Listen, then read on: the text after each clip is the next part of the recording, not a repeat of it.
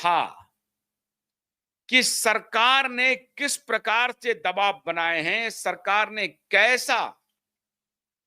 किस प्रकार की गुंडागर्दी है, उसका सीधा सबूत सतीश साल्यान है, जिंदा सबूत है और सतीश साल्यान की पत्नी है।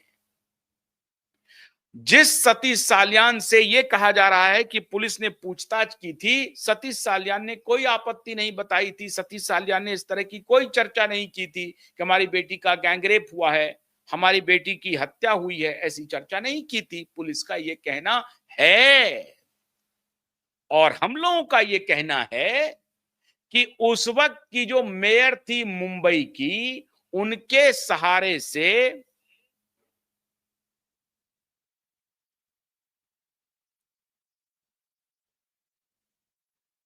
एक सेकेंड,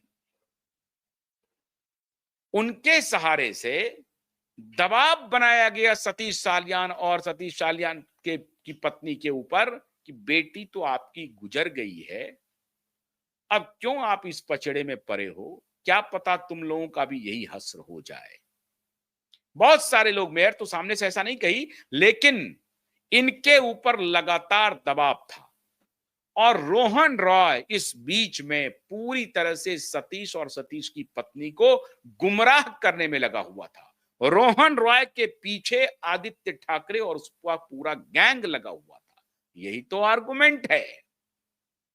इस आर्गुमेंट के बियॉन्ड कोई आर्गुमेंट है नहीं। और इस बात की पुष्टि 12 रिपोर्ट जो उन्होंने सौंपी है, जिसमें 6 तो सिर्फ उनके बातचीत का रिकॉर्ड दे दिया है कि सतीश साल्यान ने हमें कहा था।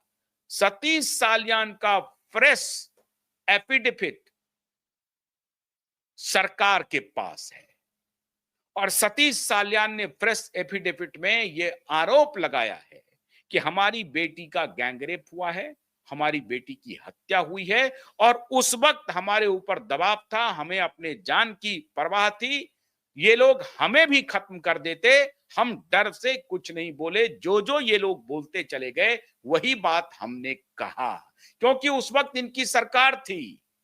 जिनके खिलाफ हमको मुंह खोलना था वो मंत्री था, कैबिनेट मिनिस्टर था, उसका बाप स्वयं मुख्यमंत्री था और पुलिस वाले रोज हमारे घर के आसपास घूमते थे और पुलिस के दबाव में हमने वो सारा बयान दिया। ये दोबारा उन्होंने एफिडेविट में ऑलरेडी दर्ज कर दिया है। तो इस डॉक्यूमेंट का क्या महत्व है? क्या महत्व है इस डॉक्यूमेंट का? कोई महत्व नहीं है।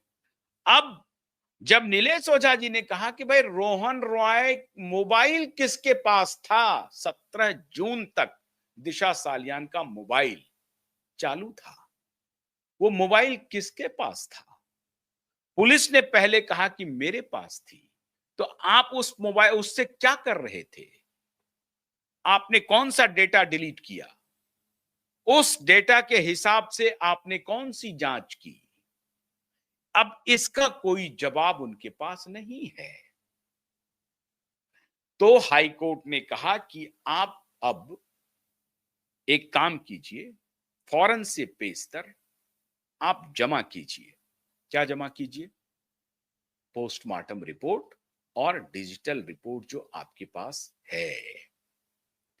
मित्रों, पोस्टमार्टम रिपोर्ट और डिजिटल रिपोर्ट ये दोनों आज कल में मुंबई हाईकोर्ट में पेश हो जाएगा और इस पेशी के बाद आप यकीन मानिए आप कि अब जो उन्होंने 12 डॉक्यूमेंट दिए हैं वो नल एंड वॉइड हो जाएंगे, उसका कोई मतलब नहीं रहेगा। सतीश साल्यान के इंटरव्यू का उन्होंने जिक्र किया है, उसका भी कोई महत्व नहीं रह जाएगा, सतीश साल्यान के इंटरव्यू का भी नहीं। और अब जब चूंकि मलबानी पुलिस स्टेशन की गर्दन फंस गई है, तो अदालत में अब दूध का दूध और पानी का पानी हो जाएगा।